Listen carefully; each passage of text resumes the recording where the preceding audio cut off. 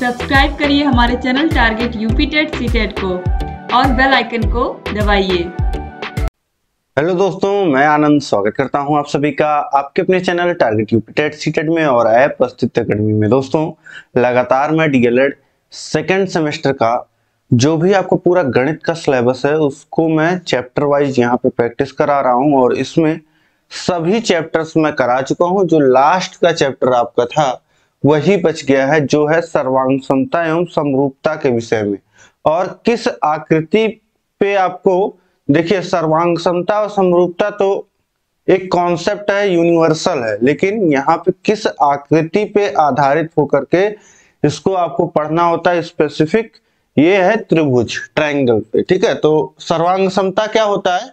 जब दो चीजें बिल्कुल सिमिलर हो। ठीक है, जैसे ये एक पेन है, इसके जैसा एक बिल्कुल इसके जैसा पेन, तो उसको हम क्या बोलेंगे? इससे सर्वांगसम पेन। ठीक, और इसी डिजाइन का, इसी आकृति का इससे छोटा पेन अगर हम ले लें तो क्या कहलाएगा? इस पेन का समरूप। ठीक, तो ये हो जाती है परिभाषा। इसी पे आधारित प्रश्नों को आपको आज करना है। और इससे पहले क्लासेस अगर आपने नहीं देखा तो नीचे डिस्क्रिप्शन में लिंक दिया गया है, वहां से जाकर के आप सभी क्लासेस को देख लीजिए। और इसी तरीके से आपको सभी विषय जो है पढ़ाए गए हैं, आपके सेकेंड सेमेस्टर की पूरी तैयारी आपको देखने को मिल जाएगी हमारे channel target UP TET CTET पे। तो सीधे चैनल पे विजिट करिए और सभी विषयों का लिंक नीचे डिस्क्रिप्शन में दिया गया है। अब इस क्लास को हम स्टार्ट करेंगे, उससे पहले आप इस क्लास को लाइक कर दीजिए, अपने सभी दोस्तों में शेयर कर दीजिए ताकि सभी लोग जुड़ जाएं और इस महत्वपूर्ण क्लास का लाभ उठा पाएं। अब देखिए, पहला जो हमारा यहाँ पे प्रश्न है, यदि कोई दो त्रिभुज एक दूसरे को पूर्णतः ढक लेते हैं तो वे आपस में कहलाते हैं। अब त्रिभुज पे ही प्रश्न बेस्ड प्रश्न होगा आपका। सर्वांग समता और समरूपता का एग्जांपल जो मैंने आपको पेन से दिया है, पेन आपका 3D आकृति हो गया, लेकिन 2D में आपका त्रिभुज, यहाँ पे देखिए एक त्रिभुज इस तरीके से है और फिर बिल्कुल इसके जैसा ही इसको ढकने वाला त्रिभुज जब बन जाएगा, इसको देखिए पूरा इसी तरीके से इसको ढक ले।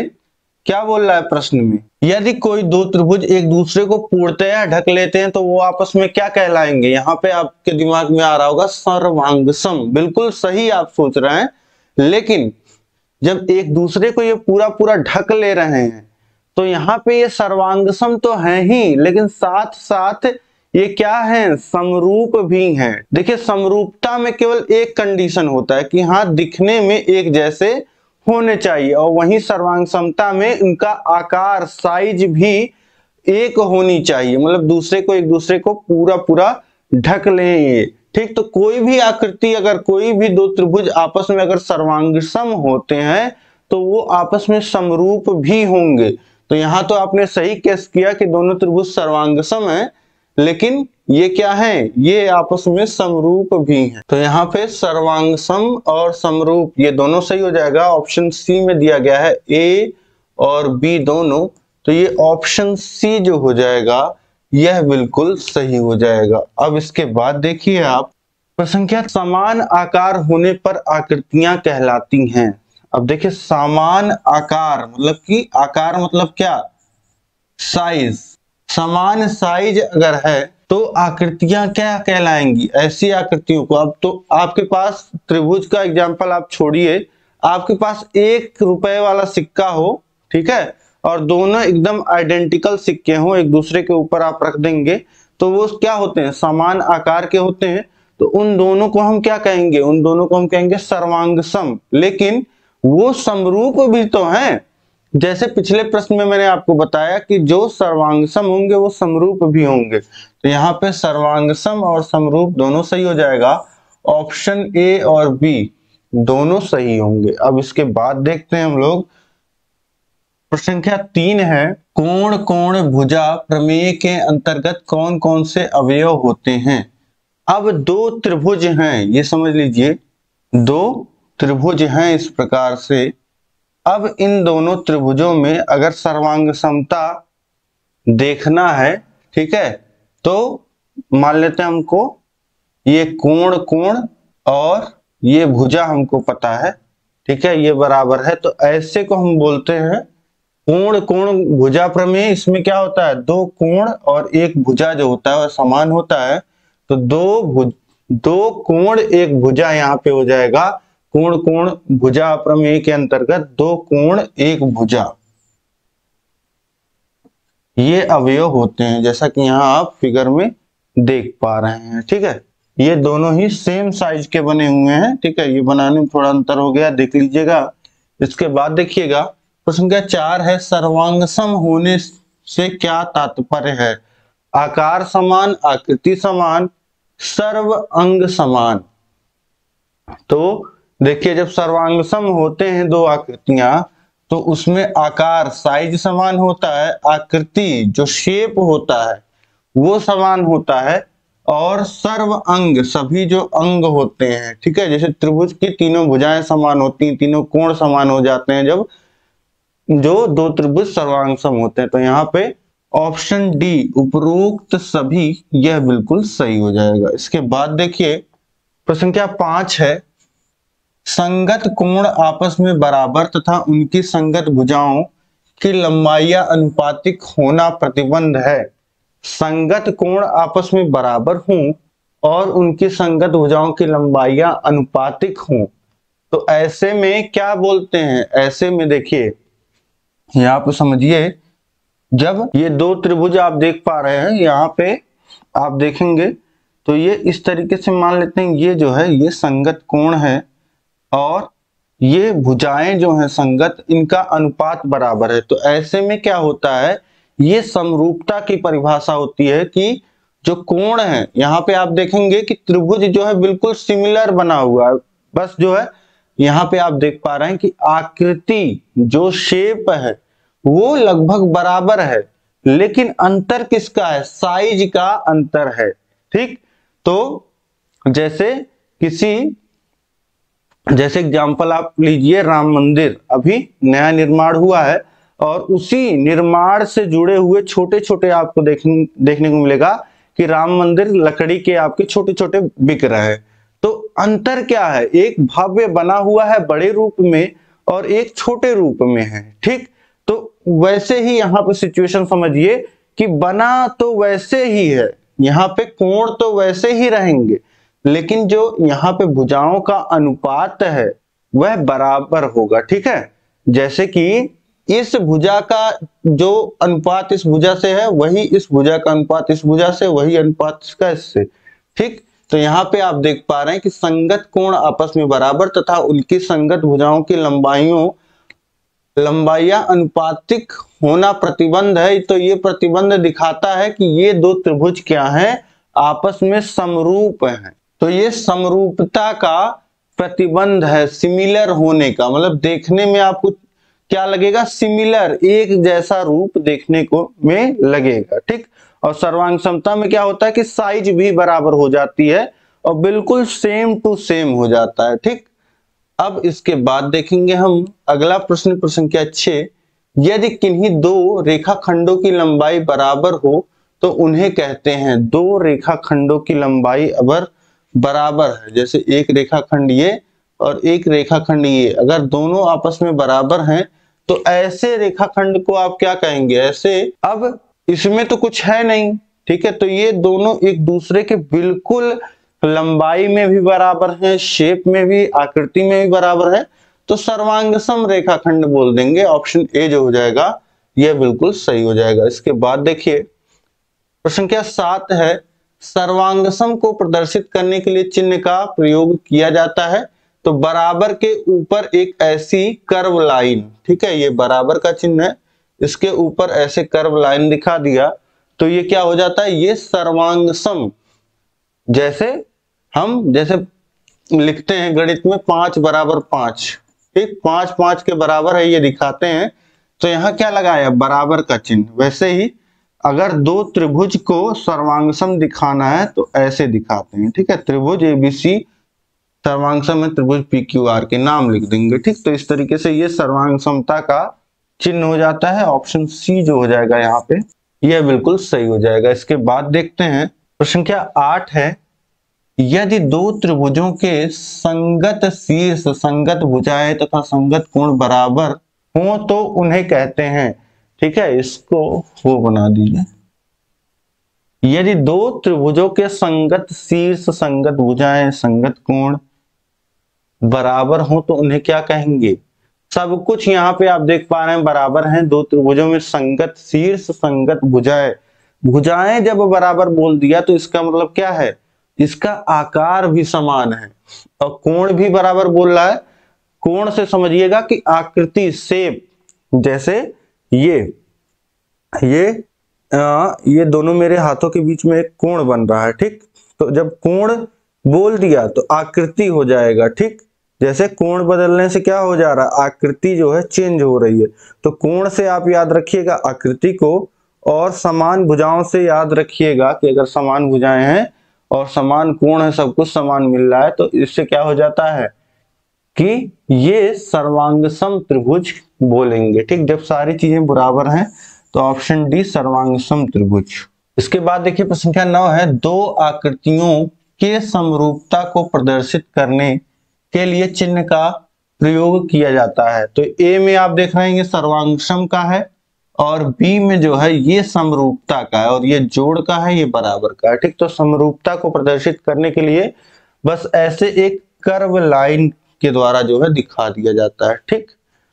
तो इस तरीके से ऑप्शन बी सही हो जाएगा। इसके बाद देखिए प्रश्न संख्या 10 है, यदि किसी त्रिभुज के दो कोण असमान हो तो बड़े कोण के सामने की भुजा होगी।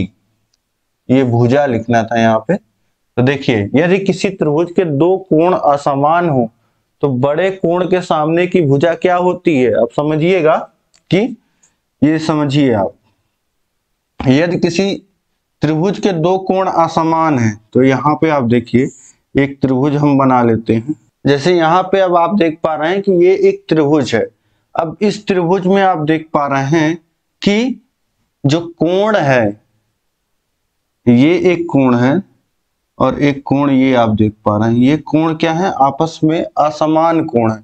अब समझिए कि एक कोण ऐसे है, इतना बड़ा कोण है, और एक कोण मात्र ऐसे है। देखिए कितना कम डिफरेंस है दोनों लाइनों के बीच में, और यहाँ दोनों लाइनों के बीच में कितना स्पेस है ये आप देख पा रहे हैं, ठीक। तो इस तरीके से यहाँ आप कह सकते हैं।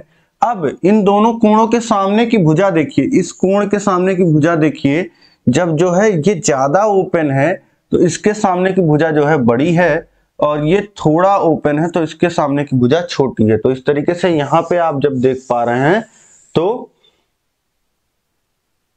ये बड़ी भुजा, ठीक। तो इस तरीके से यहाँ पे आप क्या कह सकते हैं, यहाँ पे आप कह सकते हैं कि जो बड़ा कोण होगा उसके सामने की जो भुजा होगी, बड़े कोण के सामने की भुजा बड़ी होती है। ऑप्शन सी जो हो जाएगा यह बिल्कुल सही हो जाएगा। अब इसके बाद देखिए प्रश्न संख्या 11 है, एक दी हुई रेखा पर एक ही बिंदु से जो इस रेखा पर स्थित नहीं है, डाले गए सभी रेखाखंडों में लंबित रेखाखंडों सबसे छोटा होता है।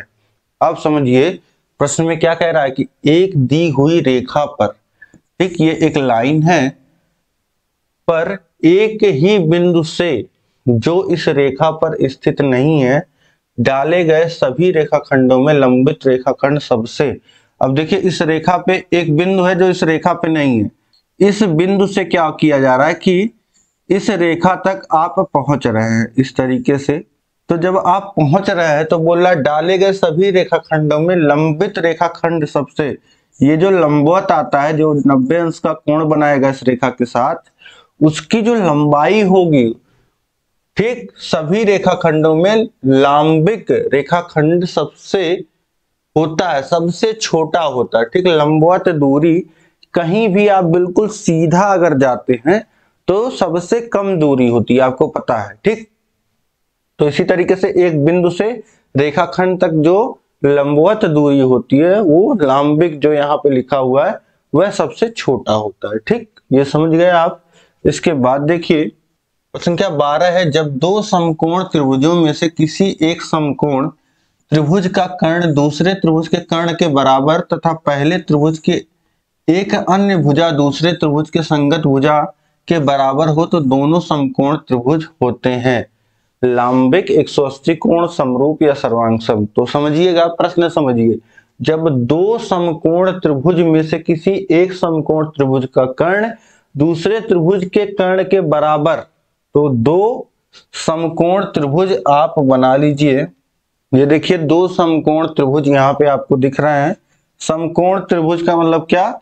जिसमें एक कोण 90 अंश का होता है, ऐसा त्रिभुज। ठीक, तो यहाँ पे दो समकोण त्रिभुज आपको दिख रहे हैं और बोल रहा है कि जब दो समकोण त्रिभुज में से किसी एक समकोण त्रिभुज का कर्ण दूसरे त्रिभुज के कर्ण के बराबर हो, तो ये इसका जो कर्ण है 90 अंश के सामने की भुजा, ये बराबर है दूसरे समकोण त्रिभुज के कर्ण के, तथा पहले त्रिभुज का एक अन्य भुजा दूसरे त्रिभुज की संगत भुजा।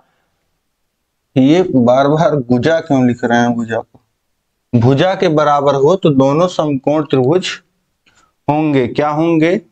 लांबिक होंगे, 180 अंश के होंगे या समरूप होंगे। और देखिए, एक भुजा और आपस में बराबर है, तो यहां से देखिए दो भुजाएं हमको मिल गई और एक कोण मिल गया। तो यहां से हम लिख सकते हैं कि भुजा कोण भुजा, ये आपका सर्वांग समता का नियम होता है, प्रमेय होता है कि किसी भी दो त्रिभुज में अगर एक भुजा और एक कोण और एक और भुजा आपस में बराबर हो, तो ऐसे दो त्रिभुज को क्या बोलते हैं? सर्वांगसम बोलते हैं। तो ऑप्शन डी यहाँ पे सर्वांगसम, यह बिल्कुल सही हो जाएगा। तो इस तरीके से यहाँ पे आपके सभी बहुविकल्पी प्रश्न आपने देख लिए। अब इसके बाद हम देखते हैं लघु उत्तरीय प्रश्नों को। देखिए, प्रश्न संख्या 13 है, एक त्रिभुज एबीसी की भुजाओं की माप क्रमशः AB 3 centimetre, BC 5 centimetre, CA 4 centimetre तथा दूसरे त्रिभुज PQR में भुजाओं की माप PQ 7 centimetre, PR 6 centimetre, QR 5 centimetre. तो क्या दोनों त्रिभुज समरूप हैं या नहीं? उत्तर को कारण सहित समझाइए। तो यहाँ पे दो त्रिभुजों की बात की जा रही है, तो यहाँ पे दोनों त्रिभुज जो है आप बना लीजिए इस तरीके से। ये त्रिभुज आप बना लीजिए ABC, ये हो गया। और दूसरा ABC में अब देखिए, AB है 3 सेंटीमीटर और BC आपका कितना है? 5 सेंटीमीटर और CA है आपका 4 सेंटीमीटर। इसी तरीके से त्रिभुज PQR में भुजाएं की माप आपको दिया गया है, तो एक त्रिभुज और आप बना लीजिए इस तरीके से। PQR, PQ का मान 7 दिया है और PR का मान 6 दिया है, QR का मान 5 दिया है। अब बोल रहा है क्या दोनों त्रिभुज समरूप हैं या नहीं? उत्तर को कारण सहित समझाइए। तो यहाँ पे आप देखिए, हम क्या, अगर दो त्रिभुज आपस में समरूप होते हैं तो उनके जो संगत भुजाएं होता है, उनका जो अनुपात होता है वह बराबर होता है। ठीक, तो आप अब देखिए यहाँ पे जो पहली भुजा अगर हम देखें, पहला त्रिभुज, तो उसमें एक भुजा है AB, इसका अनुपात अगर हम लें इस त्रिभुज में PQ से, PQ भुजा से, तो ये कितना आएगा? ये आएगा 3, AB है 3 और PQ है 7, 3/7।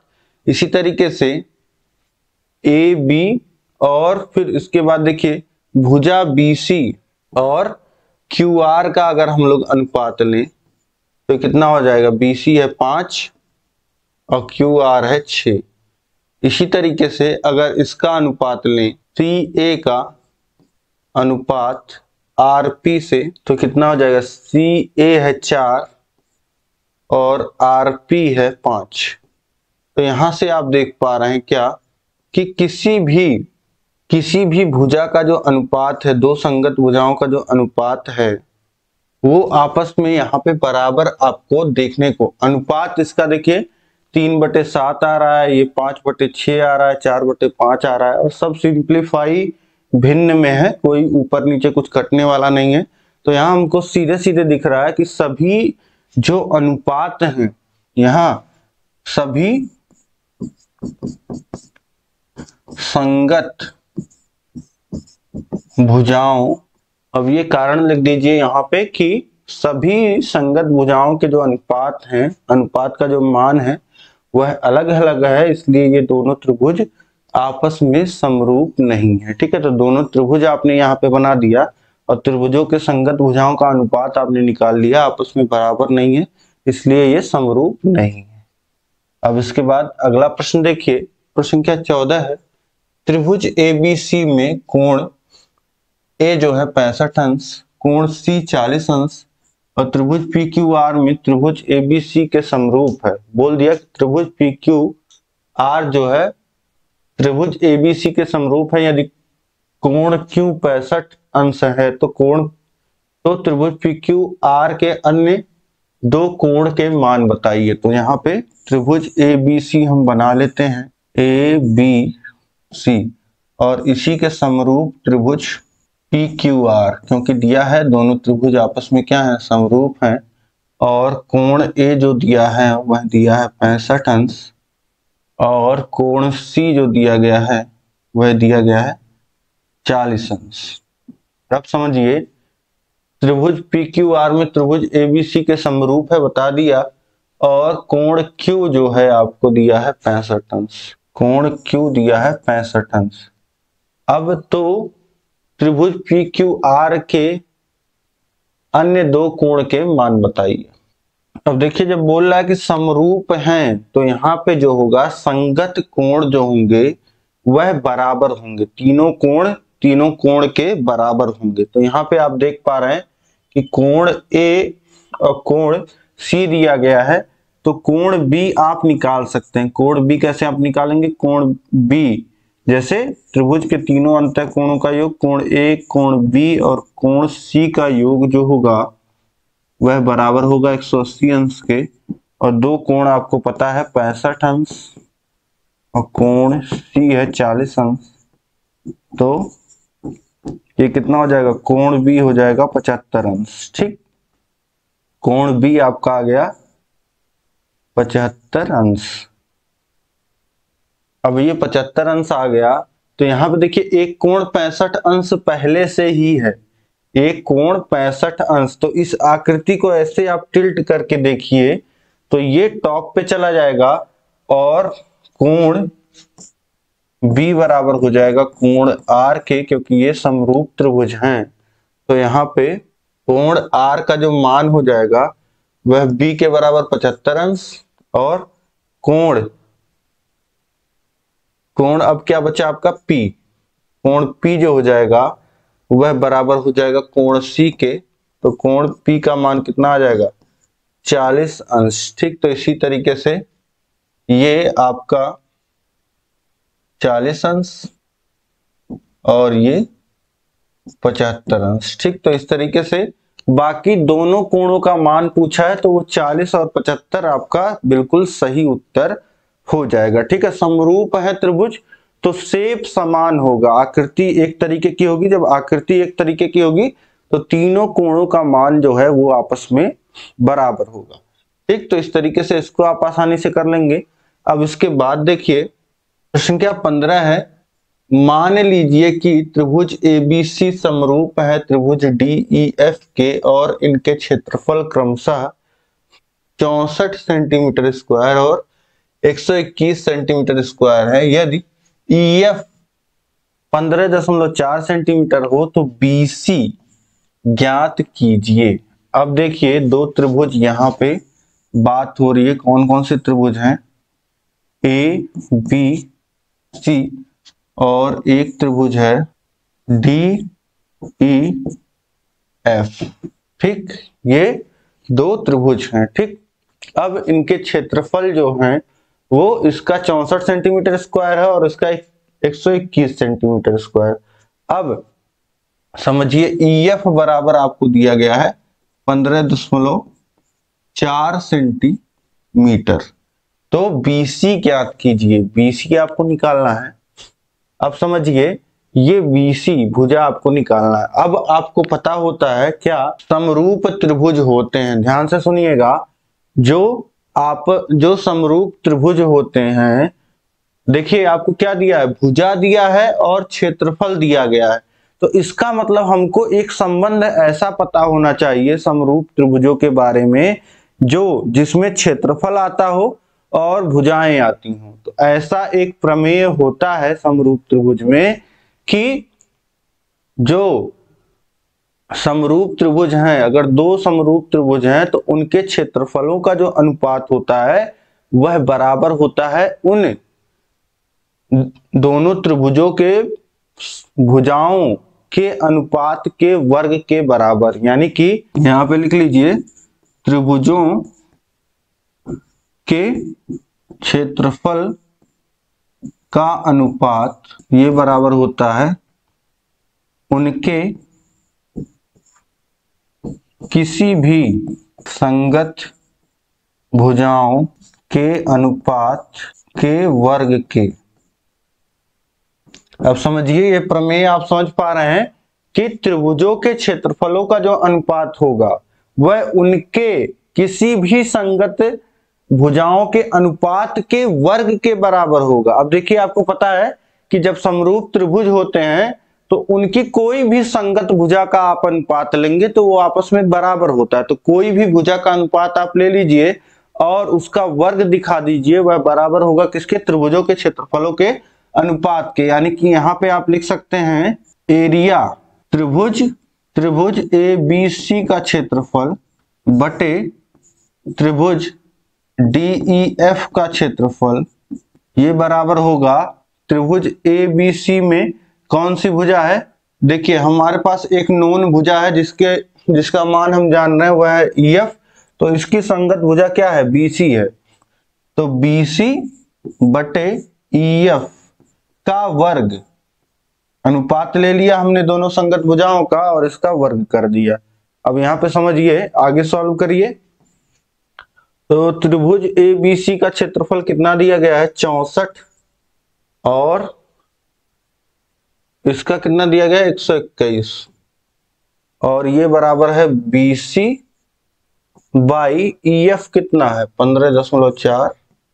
अब इसका स्क्वायर, अब यहाँ स्क्वायर है, इसको इधर भेजेंगे तो अंडर रूट हो जाएगा और 64 को लिख सकते हैं 8 का स्क्वायर, 121 को 11 का स्क्वायर और ये BC बाई 15.4 और ये 8/11 का होल स्क्वायर हो जाएगा। ऊपर नीचे दोनों स्क्वायर है और अंडर रूट लगा है।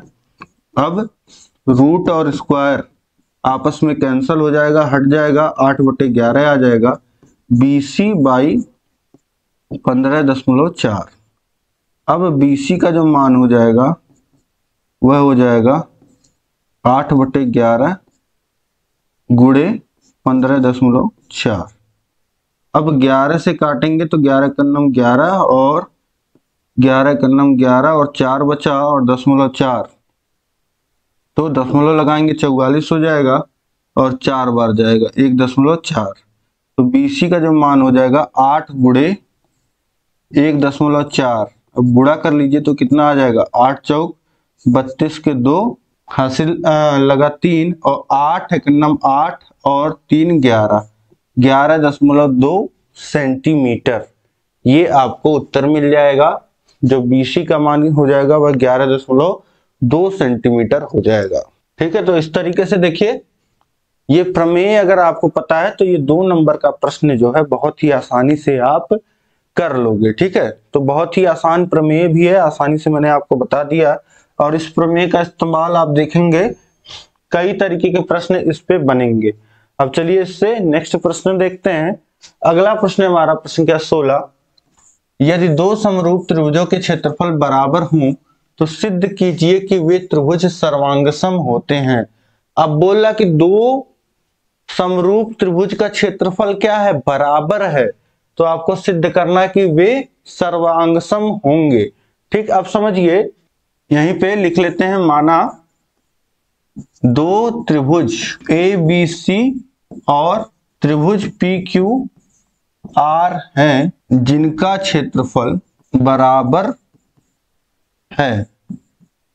ठीक, अब इसके बाद समझिए, अब इनका जो क्षेत्रफल जो है, बोल दिया कि दो समरूप त्रिभुज हैं, तो समरूप त्रिभुज हैं इसका मतलब क्या है कि तीनों कोण बराबर होंगे, तीनों कोणों के दो त्रिभुज जब समरूप होते हैं तो तीन जो कोण होते हैं वह बराबर होते हैं तीनों कोणों के। अब समझिए कि जब आपको पता है कि त्रिभुज ए बी सी का अनुपात अगर हम लोग लेते हैं त्रिभुज पी क्यू आर से, और एक भुजा इसका ले लीजिए ए बी और इसका भुजा ले लीजिए पी क्यू।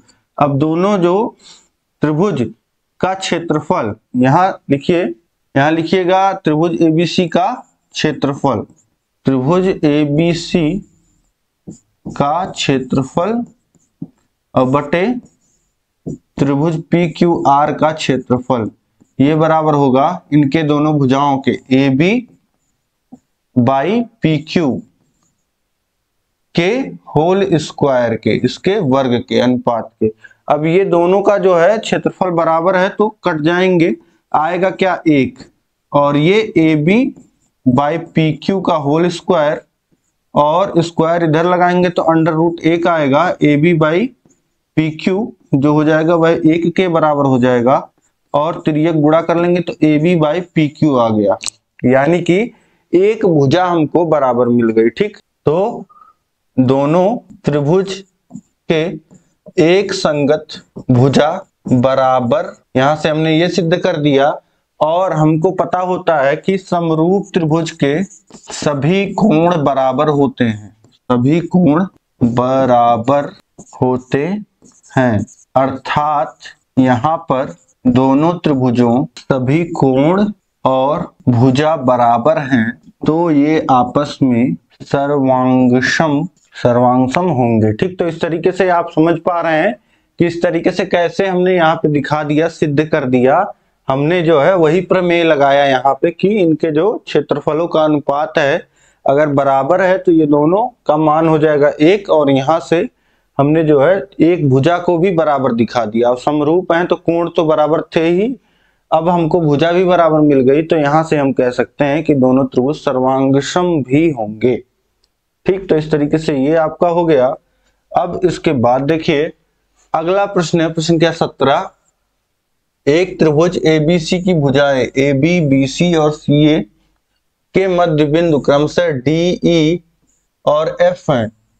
त्रिभुज डी ई एफ और त्रिभुज ए बी सी के क्षेत्रफलों का अनुपात ज्ञात कीजिए। अब समझिए कि एक त्रिभुज है ए बी सी और क्या बोल रहा है कि ए बी बी सी और सी ए के मध्य बिंदु डी ई एफ है। ए बी का क्या है मध्य बिंदु डी है, और बी सी का क्या है, बी सी का ई है, और सी ए का क्या है, एफ है।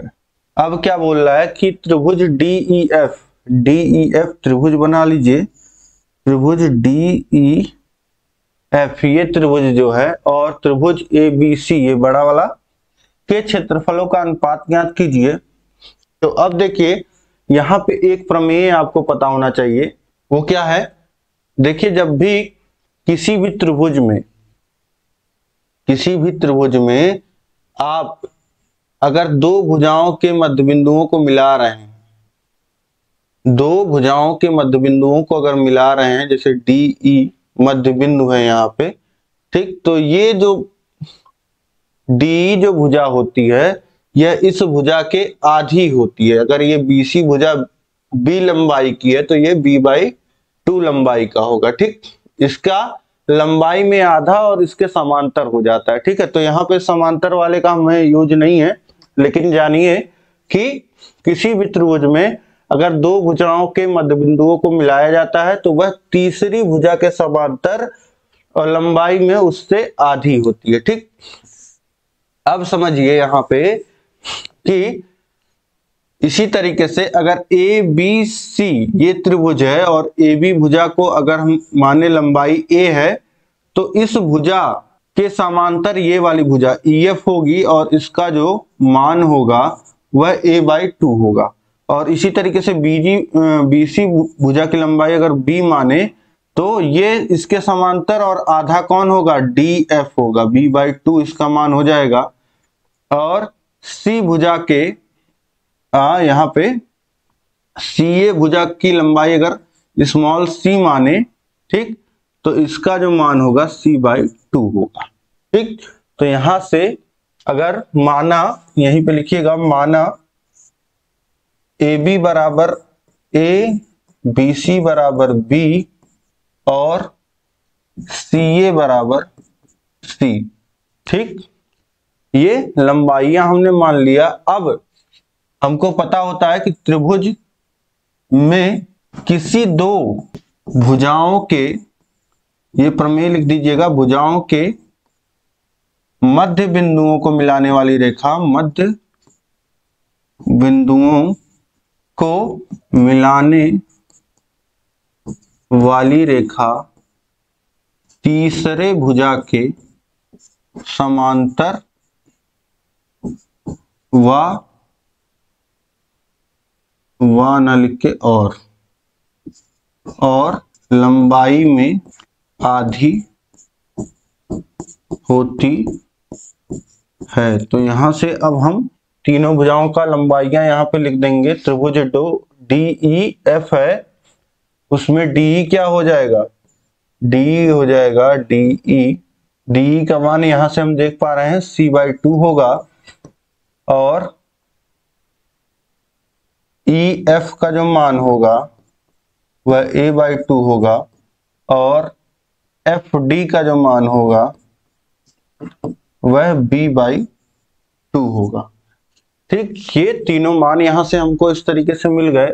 अब देखिए यहाँ पे हमको बड़े वाले त्रिभुज की तीनों भुजा मिल गई है और छोटे वाले त्रिभुज की तीनों भुजा मिल गई। अब यहाँ पे अब देखिए ये जो बीच में त्रिभुज बना है आपका DEF, इसको आप इस तरीके से समझिए, जो DEF त्रिभुज है आपका, इसको आप इस भुजा को ऐसे नीचे ले आइए, तो ये भुजा आपको देख रहे हैं कि कहाँ जा रही है, इस भुजा को आप ऐसे इधर ले आइए। देखिए जो आपकी ये भुजा है, ये अब यहाँ पे आप क्या करेंगे, यहाँ पे हम इसको दिखाएंगे इन दोनों त्रिभुजों को समरूप। समरूप कैसे दिखाएंगे, समरूप दिखाने के लिए हम क्या करेंगे, यहाँ पे जो AB का अनुपात है, AB कितना है, A है, उसका अनुपात हम लेंगे DE से, क्योंकि ये a/2 है।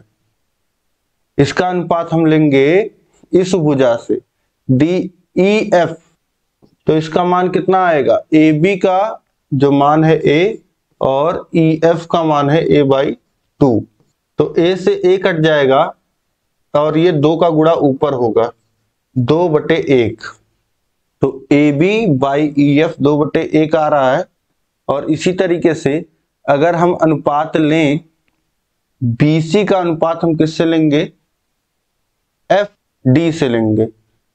BC का अनुपात FD से, BC है आपका कितना, BC है B और ये है B/2, तो ये भी 2/1 आ जाएगा, B से B कट जाएगा, 2 का गुणा ऊपर होगा, यहाँ बचा है 1, 2/1। इसी तरीके से यहाँ पे अनुपात आप लोगे किसका, यहाँ पे आप अनुपात लोगे तीसरी भुजा जो है हमारी CA का अनुपात हम लेंगे DE से, तो C/2 ये भी आ जाएगा कितना, 2/1। तो यहाँ पे आप देख पा रहे हैं कि सभी जो संगत भुजाएं हैं, तो यहाँ पे ये बिल्कुल समरूप त्रिभुज हैं।